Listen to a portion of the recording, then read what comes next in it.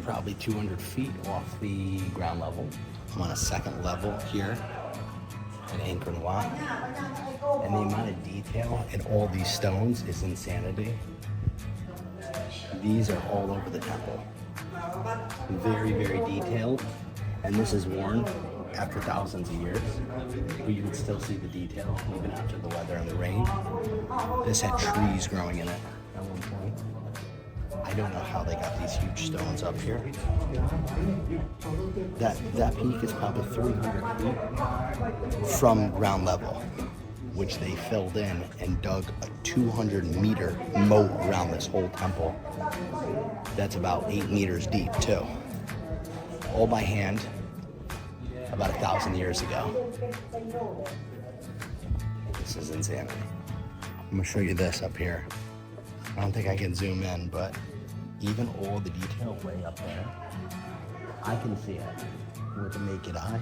They were telling me that these holes right here they stuck the bamboo in, and they had 6,000 elephants that helped carry all this stuff.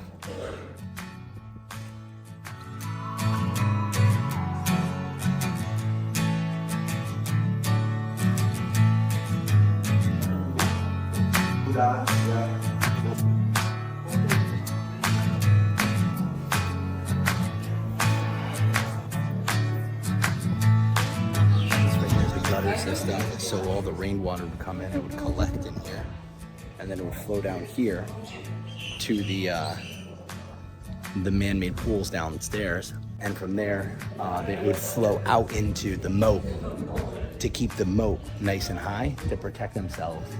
And then around this temple, which is absolutely massive, there is like an 8-foot wall around the whole temple, and this temple is, I don't know, this has got to be at least 100, 200 acres.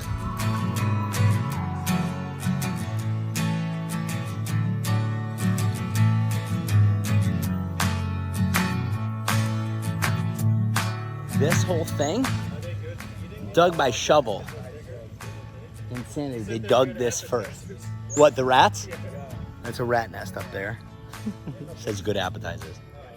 This whole thing dug by shovels, dug first. So that way they can use it for bathing and drinking. And then they went in there and built the temples deep in there. They always lived here since it's been built. And we didn't know about it as Westerners. But then when we found it in the 1800s, they've been living here the whole time. And they said that we claimed, oh, we discovered it, but they've been here the whole time.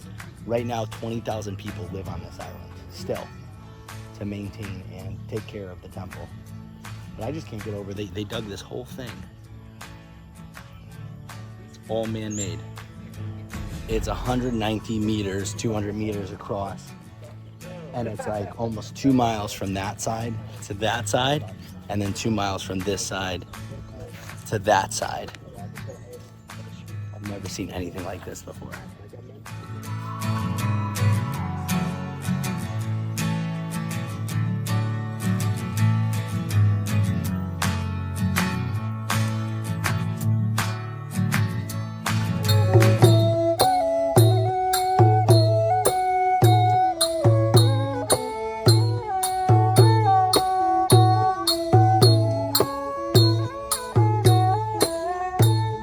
They lost their leg from the landmines? Yeah, from the landmine during the Civil War.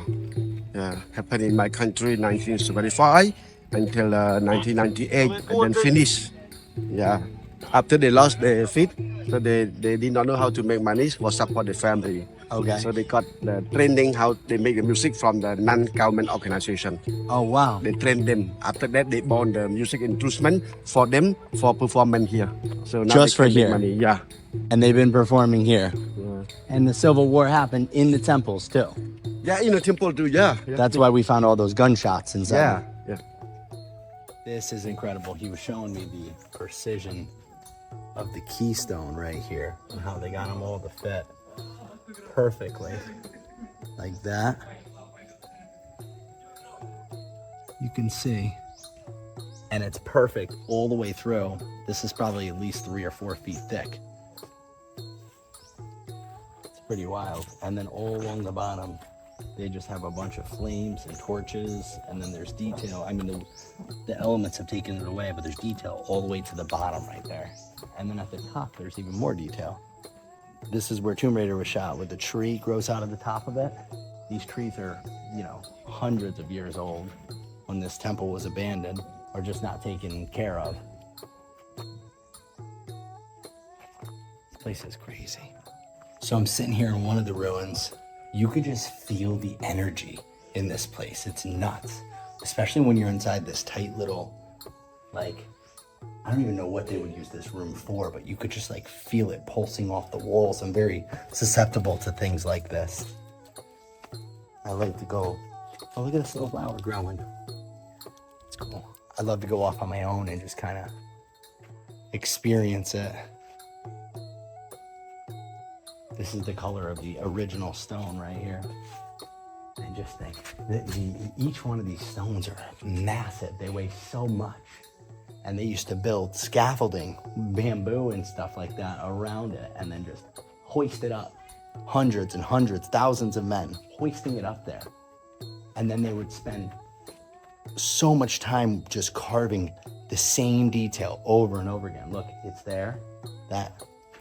The same exact one right here, and then it's on this side, and it's just everywhere. There's miniature ones everywhere. This central tower of the Tapung Temple. Also, they got jewelry inside here, like gold, bead, sapphire, diamonds. Yeah. All those holes. Yeah.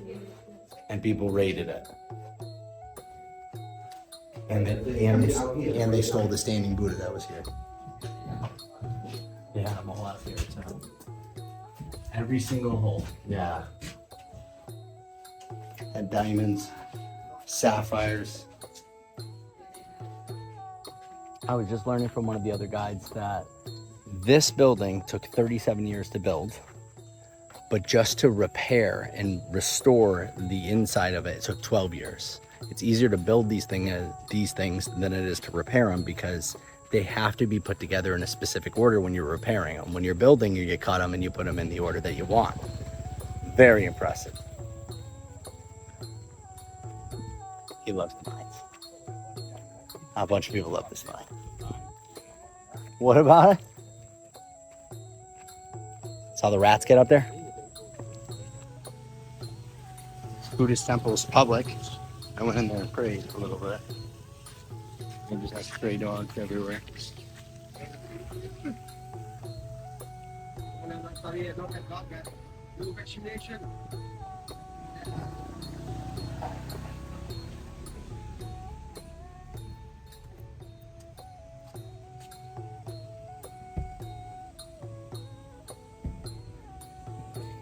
As I wrap up this video, I just wanted to take a moment to reflect on how truly amazing this journey has been.